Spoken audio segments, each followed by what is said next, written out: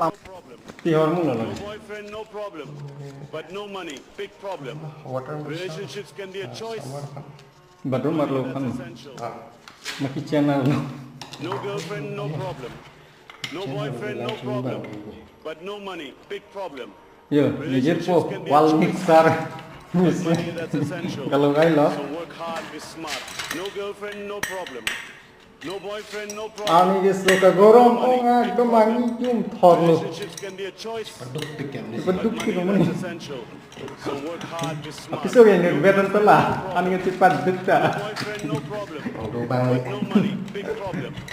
Relationships can be a choice, but money, that's essential. là hai anh tân nàng si hong lap lo ko yo Boyfriend, no problem. No boyfriend, no problem. But no money, big problem. Relationships can be a choice, piko but money, that's essential.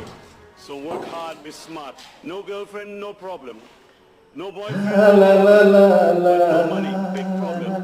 Relationships can no be a tangga ta choice, kam do tulang mangko but money, that's kalau essential. ngaprek ha So work hard, be smart. No girlfriend, no problem. nó tiên tân để No hoàn sinh boyfriend, khang no chul problem. But no money, big chết problem. tăng siêu này là Relationships can be a nó choice, full object thì là but money, that's essential. So work hard, be smart. No mission girlfriend, lo no problem. kam ri yok lop lo te các người ép ta expert kiểu Big như gì problem. Relationships can be a choice, but money, that's essential. So work hard, be smart. Piu, No ta chọc. girlfriend, no problem. de trong năng Boyfriend, no problem. But no money, Tâm big prop problem.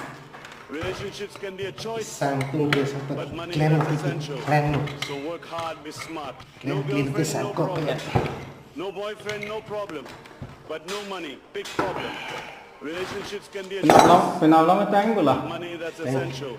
So work hard, be mà smart. cái No girlfriend, no là số problem. tép po apu No ka là số boyfriend, no lụt đi một problem. là sam lụt But đi no một money, big problem. tua bên kẹp đồ po Relationships không can ở be a xong này choice. sao còn ko som ha tumi ke da ho So gudu work rang hard, be smart.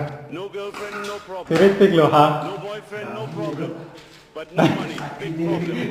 Relationships can be a choice, eh but money, that's essential. So da work hin lo hard, ni be ki wang smart. ko ke nang No wang girlfriend, chu no problem. wang krok le pini thang ke bo ni do ko ke No money, big problem. Relationships can be a choice, to but money, that's essential. So work hard, be smart. lap ulo mala ke do ju ke No Hampir ke boyfriend, tiap no point. problem. But no money, big at problem. ha ko bang pe sawar Relationships point can be a choice, apu bang ki jar long dam ko so work hard, be smart. No girlfriend, no problem. ke la pu ke bang ke No ki yang boyfriend, din no lo ko problem. But no money, big problem.